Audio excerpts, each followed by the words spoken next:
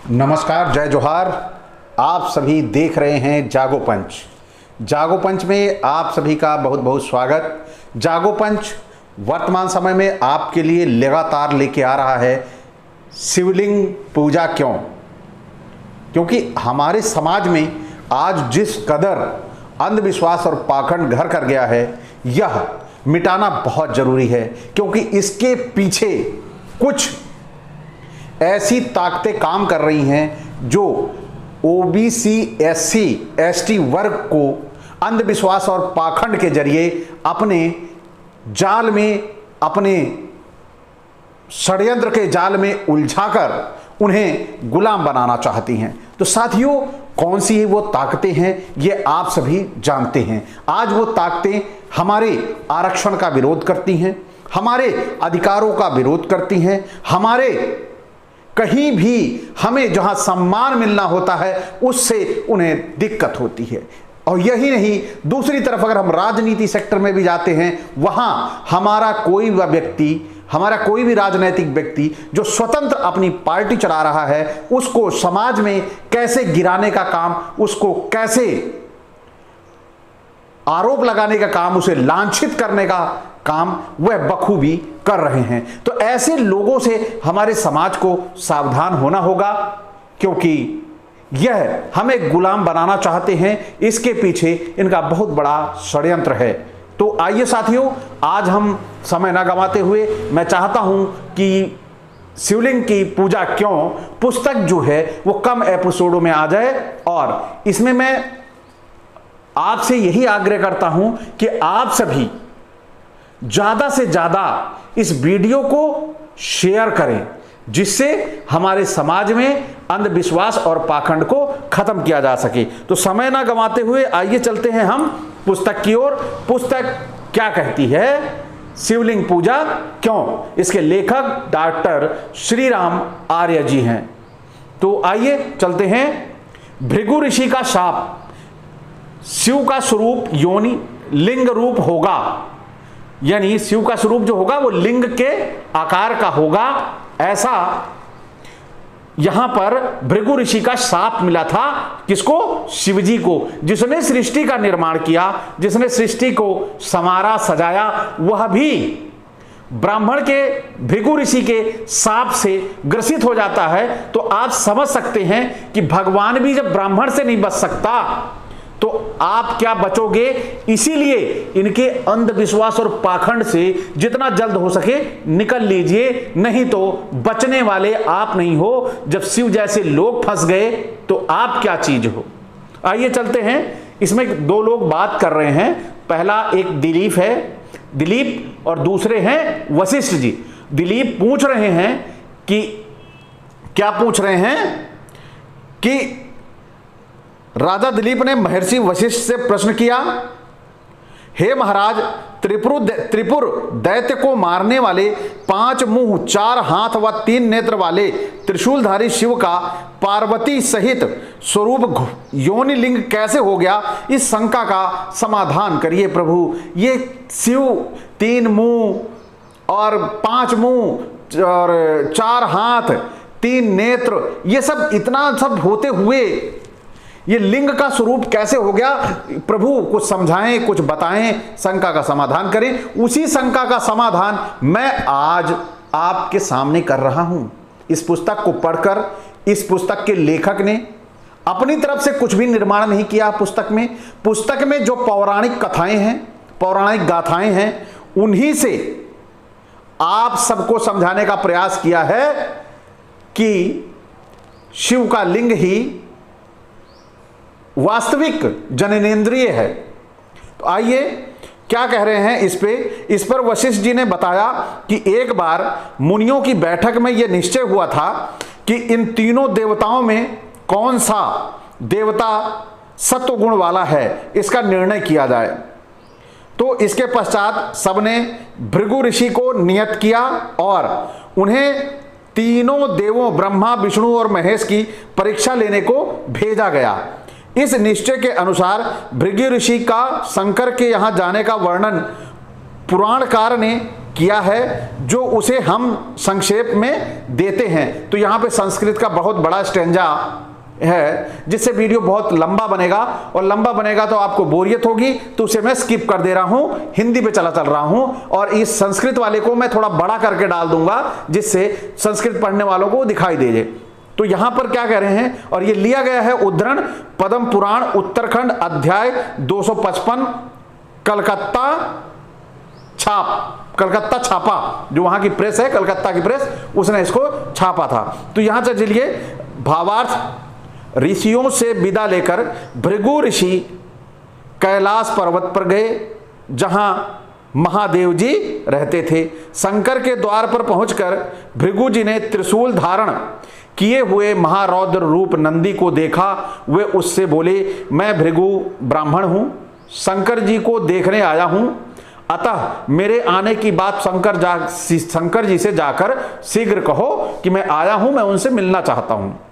नंदी उनके वचन सुनकर बोला कि शंकर जी एकांत में पार्वती के साथ रमण कर रहे हैं, क्रीड़ा कर रहे हैं, अतः तुम जीवित रहना चाहते हो, तुम यहां से भाग जाओ, तुम तभी तुम्हारी खैर है। इस प्रकार नंदी की बात सुनकर भृगु जी वहीं शंकर जी के द्वार पर बैठ गए और बहुत दिनों तक बैठे रहे। बहुत दिनों होने पर भी उनसे शिव जी नहीं मिले, तो अत्यंत क्रोधित होकर भृगु ने शिव को शाप दे दिया। तमाम तामस में फंसा हुआ शंकर मुझे नहीं जानता, वह नष्ट हो जाएगा। देखिए यहां पर जिसने भृगु का निर्माण किया, अब आप यहां पे समझिए, जिस शंकर ने भृगु का भी निर्माण किया है, ऐसा सृष्टि की रचना जो होती है त्रिदेवों से हुई है, तो यहीं से हुई है। और ये भृगु आपे से बाहर हो रहा है, मतलब पजामे से बाहर हो रहा है, और श्राप दे रहा है किसको? शंकर को। यही सब हमें समझना है कि आखिर षड्यंत्र क्या है। ब्राह्मण भगवान तक को नहीं बख्श रहा, भगवान तक को नहीं छोड़ रहा, तो वह और किसको छोड़ेगा? तो आपको रहने देगा? नहीं, यह आपके दिमाग में यह डालना चाहता है कि मेरे से तो भगवान भी नहीं बचे, तुम क्या चीज हो। लेकिन जिस दिन आप समझ गए ये, उसी दिन आपका उद्धार हो गया, आप ज्ञान की खान में पहुंच गए। यही आपको समझना है, और यही समझाने के लिए लगातार जागोपंच प्रयास कर रहा है। तो साथियों, वहां पर फिर नारी के साथ समागम में तल्लीन शंकर ने मेरा अपमान किया है, अतः उनका स्वरूप भी योनिलिंग रूप हो जाएगा। यानी जो उनका स्वरूप है वह लिंग योनि हो जाएगा। शंकर के भक्त लोग जो लोक में भस्म लिंग व हड्डी धारण करेंगे, वे सब घोर पाखंडी एवं वेद से बहिष्कृत होंगे। यानी शिव वाले जितने भी पुजारी होंगे वो वेदों से अलग रहेंगे। क्यों रहेंगे? क्योंकि उन्होंने भृगु का अपमान कर दिया। और वेद किसके हैं? ब्राह्मणों के हैं। शिव से कोई मतलब नहीं वेदों का। यही झोल आपको जागोपंच समझा रहा है कि हमें समझना क्या है। आगे चलते हैं। हमने ऊपर के प्रमाण में देखा कि शिव के योनि लिंग रूप स्वरूप में पूजा होने का कारण भृगु ऋषि का शाप है, और जो उन्होंने शिव को पार्वती के साथ रमण करने में तल्लीन होने के कारण दिया था। महाराजा दिलीप के प्रश्न के उत्तर में शिव के इस गर्हित स्वरूप का यह एक मुख्य कारण बताया है। अतः शिवलिंग पूजा के द्वारा शिव की जो पूजा की जाती है, शिव की जो पूजा की जाती है वह वास्तव में शिव और पार्वती दोनों के जननेंद्रियों की पूजा होती है। शिवलिंग व जलहरी जो शिव व पार्वती की जननेंद्र की त्रिमूर्ति है, यह इस प्रमाण से भी स्पष्ट हो जाता है। कितनी लज्जा की बात है, लोग वास्तविकता को न समझकर शिवलिंग पूजा के रूप में भ्रष्ट जननेंद्रिय को पूजा करके वाम मार्गीय सभ्यता का अंधानुकरण कर रहे हैं, जो कि देश के अंदर वास्तव में दुराचार के प्रचार के लिए प्रारंभ की गई थी। यानी जो दुराचार आज हमारे समाज में हो रहा है वह उसका उदय ही यहीं से होता है। यही लेखक समझाने का प्रयास कर रहा है कि ये जो दुराचार हमारे समाज में डाला गया और जो दुराचार ये चलता है, यह इसके पीछे एक बहुत बड़ा कारण है, उसकी नींव आधारशिला ये शिवलिंग पूजा है। तो साथियों आगे चलते हैं। इसी संबंध में पौराणिक साहित्य में एक कथा और भी आती है कि जगत में जो असंख्य शिवलिंग मिलते हैं ये कैसा पैदा हुए हैं। देखिए इसके आगे की कथा कुछ इस प्रकार है। तो अब यहां पे हम बताएंगे शिवलिंग की पैदाइश का इतिहास। जो डॉक्टर श्री राम आर्य लिखते हैं, उन्होंने अपनी तरफ से कोई शब्द नहीं डाला है शिवलिंग पूजा क्यों। इसमें वेदों को इन्होंने पुराणों को आधार बनाया है और उन्हीं आधारों के तथ्य पर, क्योंकि हम कभी भी कोई भी बात बोलते हैं तो कहते हैं ये पौराणिक है, माइथोलॉजी है। लेकिन मैथोलॉजी कहां से है? मैथोलॉजी इन्हीं मैथोलॉजी बुकों से है। जब तक पुराण नहीं होगा तब तक पौराणिक घटना नहीं होगी। तो इन पुराणों की घटना को अगर मैं बता रहा हूं, इन पुराणों की जो लिखित शब्दावली है उसका मैं रूपांतर करके यहां बता रहा हूं, तो वह पौराणिक ही हुई। और इस पर भी कमेंट आएगा कि आप माइथोलॉजी को नहीं समझते। अरे भाई, माइथोलॉजी, जब मैं पुराण की बात कर रहा हूं तो माइथोलॉजी को क्यों नहीं समझूंगा? पुराण से ही मैं तुम्हें सुना रहा हूं तो तुम पुराणों को रिजेक्ट करने के चक्कर में पड़े हुए हो। अगर पुराणों को रिजेक्ट कर रहे हो तो लाके उन्हें सड़कों पे जलाओ। हमें भी पता चले कि जिसमें लिखा हुआ है शिवलिंग ही जननेंद्रिय है, उनका मुतेंद्रिय है, उसको जला दो। हम नहीं बोलेंगे यहां पर आके, हम तो पढ़ेंगे तो बोलेंगे, क्योंकि जो लोग नहीं पढ़े हैं, जो लोग इन पुस्तकों को नहीं जानते हैं, उनकी भी समझ में आना चाहिए कि कैसे वो बेवकूफ बनाए गए हैं। तो ये जरूरी है हमारे समाज के लिए, क्योंकि यहीं से ही समाज में शिक्षा का उद्भव और विकास होता है। तो आइए चलते हैं शिवलिंग की पैदाइश का इतिहास।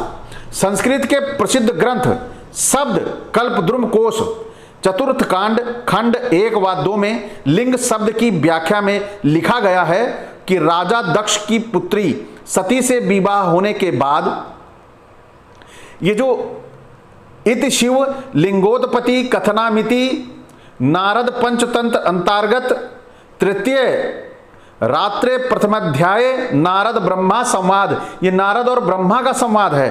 तो यहां पर इसे कोई भी काट नहीं सकता, ये पूरी तरह से पौराणिक है और प्रमाणित है कि यह पौराणिक वाले जो चिल्लाते हैं उन पौराणिक वालों के लिए ये साक्ष्य है।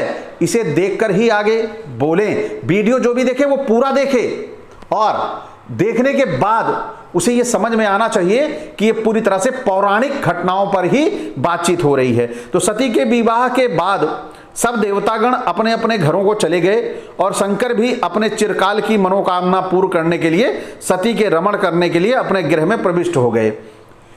उस काल में जब शंकर के साथ रमण करने में सती थक गई तो शिवजी से बोली, हे जगत गुरु, आपके इस सहन न होने वाले बोझ को मैं सहन नहीं कर सकती हूं, हे जगतपति मुझे क्षमा करो। तब महादेव जी ने बड़ी निर्दयता के साथ अपने मन को संतुष्ट करने के लिए खूब रमण किया। संपूर्ण रमण कर चुकने पर थकी हुई सती ने उठने की इच्छा की। तब दोनों का उत्तम शुक्र पृथ्वी पर गिर पड़ा और उसे जगत व्याप्त हो गया। यानी जो उनका शुक्राणु था, वह सेक्स जो कर रहे थे, वो धरती पे गिरा और पूरी धरती पे सभी लोग व्याप्त हो गए, परेशान हो गए। इस वीर से तीनों लोकों में योनियों समेत शिवलिंग पैदा हो गए और आगे भी होते रहेंगे। वे योनियों सहित इसी तेज से पैदा हुए हैं तथा होंगे। जहां जहां नर उपेंद्रियां होंगी वहां योनि नारी जननेंद्रिय भी होंगी, वहां शिवलिंग भी अवश्य होगा। यहां पर जहां जहां वीर्य तो उनका वहीं गिरा जहां उन्होंने रमण किया, लेकिन शिवलिंग पूरे देश में हो गया। लेकिन वहीं के उनके उस वीर्य गिरने से सब जगह हो गया। जब वीर्य गिरने से शिवलिंग उत्पन्न हो रहा है तो यहां फिर हम प्रतीक कैसे मान लें? अब यहां पर यह ग्रंथ लिख रहा है कि उनके जो शुक्राणु निकले हुए थे, उन शुक्राणुओं से यह जो शिवलिंग का निर्माण हुआ उनके शुक्राणुओं से हुआ। तो शुक्राणु कहां से निकलते हैं? लिंग से ही तो निकलते हैं। अब लिंग को हम प्रतीक मानेंगे तो हमसे मूर्ख कौन होगा? जो प्रतीक कहते हैं उनके लिए यह सवाल है, क्या इन पुस्तकों को वो पढ़ते नहीं हैं? इन पुस्तकों को, जो जिन पुस्तकों का हवाला दिया गया है इस पुस्तक में, इन पुस्तकों को वो पढ़ते क्यों नहीं है? अगर वो पढ़ें तो वो प्रतीक, हमें प्रतीक क्यों बनाया गया, उसे प्रतीक क्यों दिखाया गया? इसीलिए प्रतीक बनाया गया कि हमें आसानी से झांसे में ले सकें, बेवकूफ बना सकें। साफ साफ पुराण बता रहा है कि वह लिंग है, वह शुक्राणु है, उसमें से निकला है, उसे लिंग बता रहे हैं। और उसको ये फिर जब पूरी तरह से लिंग, पुराण ये सारी चीजें स्पष्ट कर दे रहा है, तब भी इनके हौसले देखो, उसे झुठलाने के लिए ये उसे प्रतीक बता देते हैं। तो आइए सच्चाई जानते हैं इनके पुराणों के द्वारा कि शिव का जो शिवलिंग है वह लिंग है या कुछ और। यह पीछे कई 4 एपिसोडों से स्पष्ट हो चुका है, ये 5वां एपिसोड है, लेकिन अब भी लेखक ने स्पष्ट करने की कोशिश की है कि शिव का लिंग ही जननेंद्रिय है। आइए चलते हैं। इन दोनों के तेज से ही शिवलिंग उत्पन्न हुए हैं। इस प्रकार जगत में जो शिवलिंग मिलते हैं उनकी उत्पत्ति के संबंध में पौराणिक शास्त्रकारों ने उपरोक्त कथा अपने ग्रंथों में लिखकर यह बताया है कि उनकी उत्पत्ति भी शिव व सती के समागम के पश्चात पैदा हुए शुक्र व रजह पात से हुई है। आप स्पष्ट हुई है कि यहां पर जो शिवलिंग की उत्पत्ति हुई है उनके जो रजहपात यानी दोनों के जो वीर्यपात हुए हैं दोनों से, उससे हुई है। अब आगे चलते हैं। गत पृष्ठों में हमने बताया है कि शिवलिंग वास्तव में शिव की उपस्थेंद्रिय तथा जलहरी निश्चित रूप में पार्वती की जननेंद्रिय की प्रतिमूर्ति ही है। भारत का कोई भी पौराणिक विद्वान इन प्रमाणों को खंडन नहीं कर सकता है। जो लोग शिवलिंग को ज्योतिर्लिंग या जलहरी को कारण सहित प्रकृति बता बैठते हैं वे जनता को धोखे में डालने की गलत बात कर रहे हैं। उपरोक्त प्रमाणों का दूसरा अर्थ किया ही नहीं जा सकता।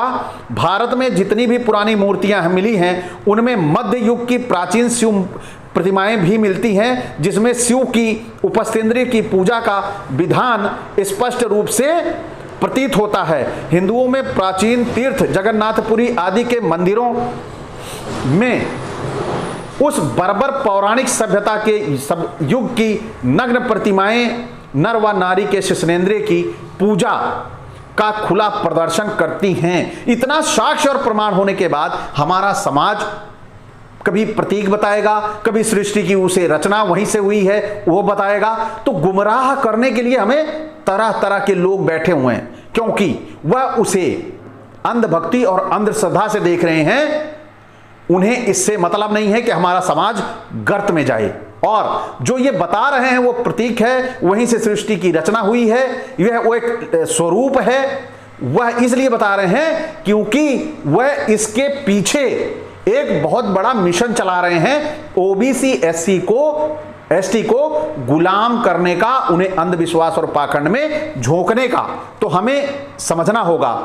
तो यहां पर ये कह रहे हैं कि जो जिन्हें देखकर प्रत्येक भारतीय सभ्यताभिमानी कसर लज्जा से नीचा हो जाता है, जिन्हें देखकर विदेशी पर्यटकों ने भारतीय सभ्यता व संस्कृति की संसार की निगाह में काफी बदनाम किया है, परंतु हमारे देश में धर्म के अंधभक्त लोग बजाय इसके कि उपस्थेंद्रिय की पूजा की गंदी प्रथा को बंद करें, उसके प्रचार के लिए निरंतर नए नए शिव मंदिर बनवाते जाते हैं। हमारे देश का करोड़ों करोड़ अरबों रुपया जो शिक्षा व धर्म प्रचार आदि राष्ट्रोत्थान व कार्यों में व्यय किया जाना चाहिए था, वह मुतेंद्रियों की गंदी पूजा के लिए शानदार मंदिर बनवाने में, उनके पीछे जायदाद लगाने में बर्बाद किया जा रहा है और किया जाता रहा है। जिन्हें देखकर मोहम्मद बिन कासिम, मोहम्मद गजनवी, तैमूर लंग जैसे विधर्मी एवं विदेशी आक्रांता सदा से ही भारत भूमि पर आक्रमण करते और उसे लूटते रहे, पर हमारे देश के इन महामूर्ख और महाधूर्त पंडित पुजारियों को कभी समझ नहीं आया। आज भी इस ज्ञान विज्ञान के युग में हमारे देश की जनता इस मोतेंद्रिय की उपासना करने वाली बनी रहे। यह कितने दुख की बात है। लेखक ने इसमें यह भी दुख व्यक्त किया है कि आज विज्ञान ज्ञान का युग जो चल रहा है, इस युग में आज हम लिंग जैसी पूजा करते हैं और योनि की पूजा करते हैं, लिंग योनि की पूजा करते हैं, तो हमसे बड़ा मूर्ख कोई नहीं। तो साथियों, आप सभी ने आज ये पढ़ा, आपने ये सुना कि शिवलिंग पूजा क्यों, इसके अनेकों प्रमाण आए कि जो शिवलिंग है वह जननेंद्रिय है, वह प्राइवेट पार्ट है, वह पेनिस है। यह स्पष्ट हो चुका है। इस स्पष्ट होने पर आप सभी की क्या राय है, आप सभी कमेंट करके बताएं। और जो साथी हमारे पौराणिक हवाला देते हैं वो पहले इस पुराणों के, जो इसमें पुराणों का हवाला दिया गया है, उस पुराणों का अध्ययन करें। क्योंकि भावावेश में आकर धर्मांधता में कहीं हम गलत तो नहीं कर रहे हैं। ये सोचें, ये धर्मांधता हमें कहां ले जा रही है, ये धर्मांधता हमारे समाज को कहां ले जा रही है, इसे समझना पड़ेगा। ये धर्मांधता हमारे समाज को शिक्षा की तरफ नहीं, कांवड़ यात्रा जैसे दकियानूसी अंधविश्वासों और पाखंडों में ले जा रही है। हम धूप में, बारिश में, सड़क पे पैदल जा रहे हैं। हम 50-50 लीटर अपने कंधे पे लाद के लेके चले जा रहे हैं। यह कोई आज इस विज्ञान युग में इतने साधन संसाधन चलने के बाद भी हम मानव होकर उपयोग नहीं कर रहे हैं कि हम गाड़ी से चले जाएं। भाई, गाड़ी से चले जाएंगे तो वो गाड़ी का जो संसाधन है वो भी तो हमने बनाया है। अगर हम उससे चले जाएंगे तो क्या तकलीफ हो जाएगी शिव जी को। लेकिन यह हम अपने दिमाग से नहीं सोचते, तो हमें इसी को समझना होगा। क्या शिव, क्या भगवान तुमसे मजदूरी करा के खुश है, तुम्हें लेबर बना के खुश है कि तुम लेबर की तरह जाओ और वहां से पानी लेके आओ तो वो खुश रहेगा, उसके ऊपर चढ़ाओ? तो यही बेवकूफ़ी है। हमें समझना है कि हम शिवलिंग यानी जननेंद्रिय की पूजा क्यों कर रहे हैं। आप कमेंट करके बताएं, और जो आपको ये वीडियो अच्छा लगा तो आप सभी लाइक करें, और जो हमारे साथी नए आए हैं वह सब्सक्राइब कर लें और बेल आइकन की घंटी जरूर दबा लें, जिससे हमारा वीडियो अगला आप तक त्वरित गति से पहुंच जाए और आप ये जान सकें कि शिवलिंग पूजा का छठा पार्ट आ गया है। तो साथियों, इसी के साथ आपसे विदा चाहेंगे। आप बने रहिए जागो पंच के साथ। नमस्कार।